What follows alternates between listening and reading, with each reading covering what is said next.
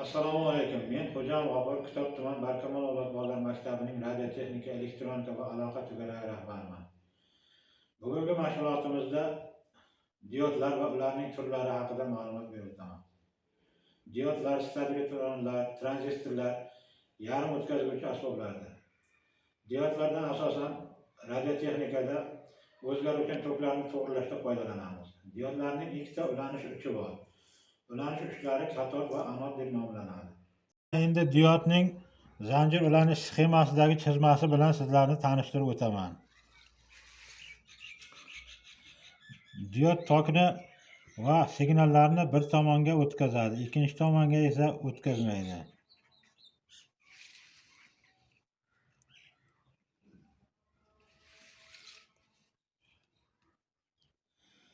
Diodlarning sxemadagi zanjir ulanish chizmalarining yuqori qismida D yoki VD belgilari bilan belgilab qo'yiladi.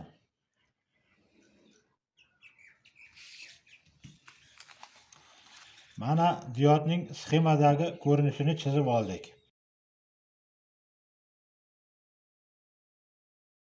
Diodning anod tarafidan tok berilsa, katot tarafidan tok oqib o'tadi va bu holatda diod to'g'ri ulangan hisoblanadi. Diodning aks holatda katot tarafidan tok berilsa, diodning yopiq holatda bo'ladi va bu holatda diodlardan tok o'tmaydi. Mana diodlarni multimetr yordamida tekshirib ko'rishimiz mumkin. Masalan, RL207 diodimizni tekshirganimizda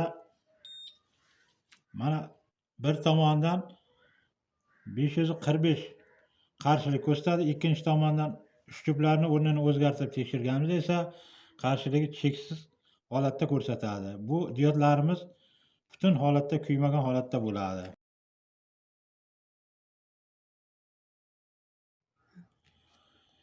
Mana bu ko'rgazmali jadvalimizda diodlarning turli xillari bilan joylashtirib chiqilgan. Mana bu hozirgi zamonaviy diodlarimizdan biri bo'lib, bularni zamonaviy televizorlarning ta'minlash bloklarida, ya'ni blok pitaniyalarda foydalanilgan. Mana bular esa yuqori kuchlanishli impulsni blok pitaniyalarda foydalanilgan. Mana bu diodlarimiz esa sobiq SSR davrida eski diodlarimizdan hozirgi davrda ham foydalanib kelinmoqda. Mana bu diodimiz D202 diodi. Bu esa D214 diodlaridir. Bular yuqori amperlik zaryadlarda, mana akkumulyatorlarni zaryadlash vaqtida foydalanish mumkin. Mana bu eski lampa davrida ishlab chiqilgan diod vazifasini bajargan lampalar.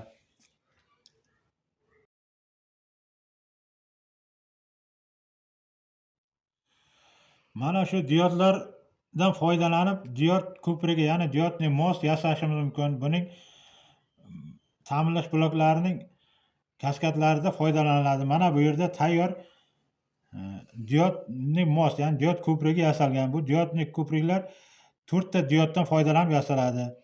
Mana bu keyingi diodlarimizda tayyor zavod tomonidan ishlab chiqarilgan diod ko'priklarimiz bor. Mana bularni ham har xil ta'minlash bloklarida ishlatish mumkin.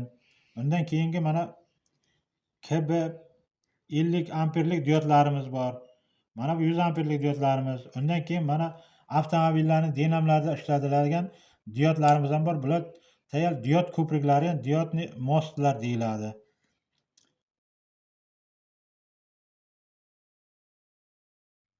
Mana bugungi mashg'ulotimizni diodlar va ularning turlari bilan tanishib chiqdik. Shu bilan mashg'ulotimiz nihoyasiga yetdi. Xayr, sog' bo'ling.